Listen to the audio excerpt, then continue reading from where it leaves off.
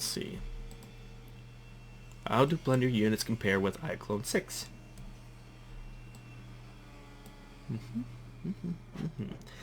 Good question.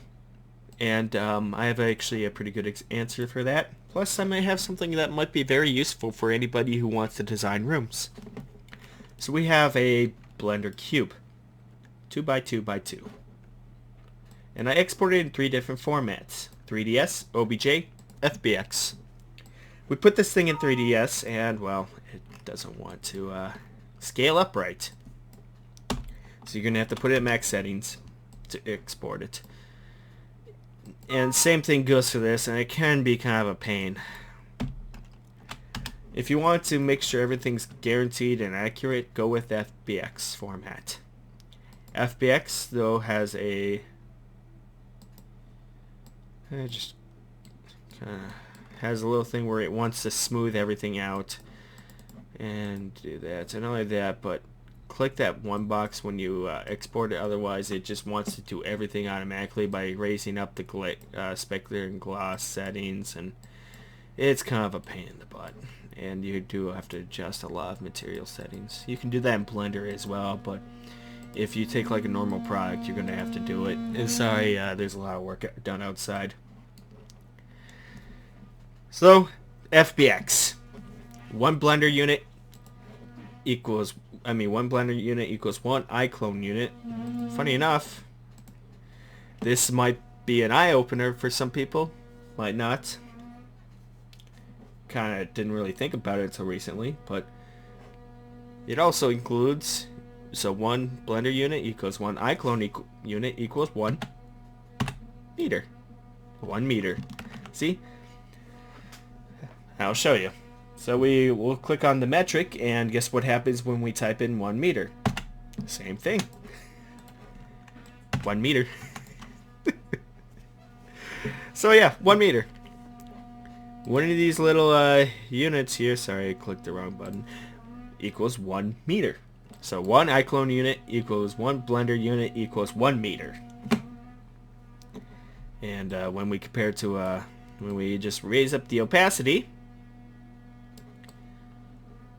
kind of looks like 2 meters. 2 meters high, which is 6.5 feet. And when we, and for some who's like, I don't get it.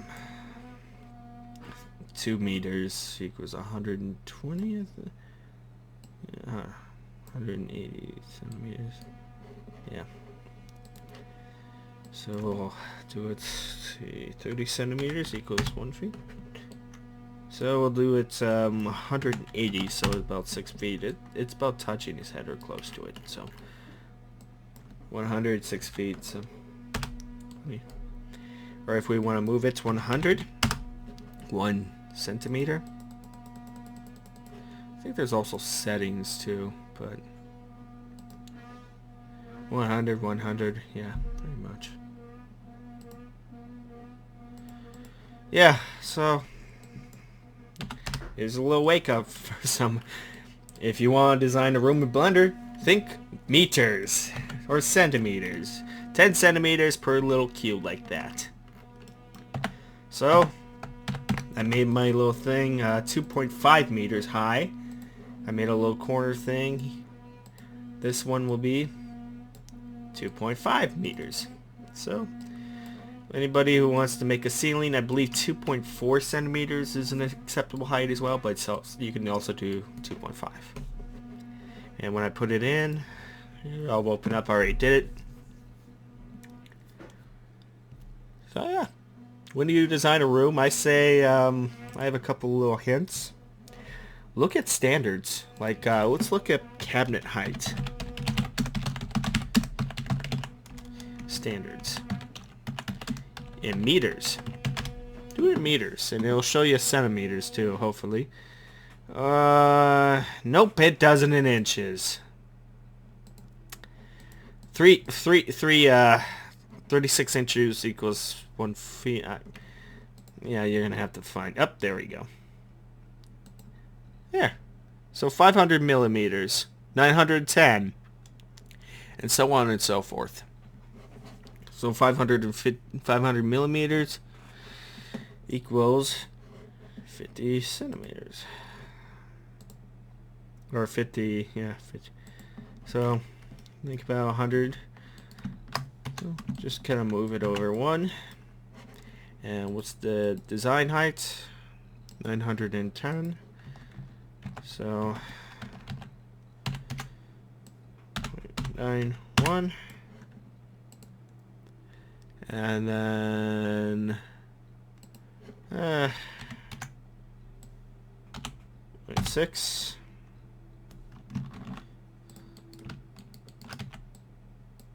Okay.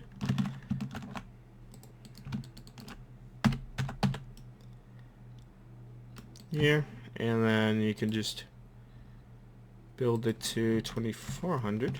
So 2.4.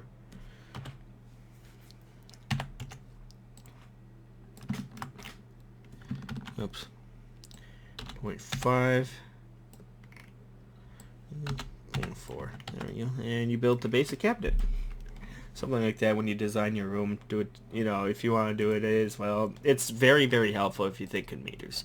And for those who use imperial, well, you're kind of SOL. Unless you want to convert everything, which isn't really fun.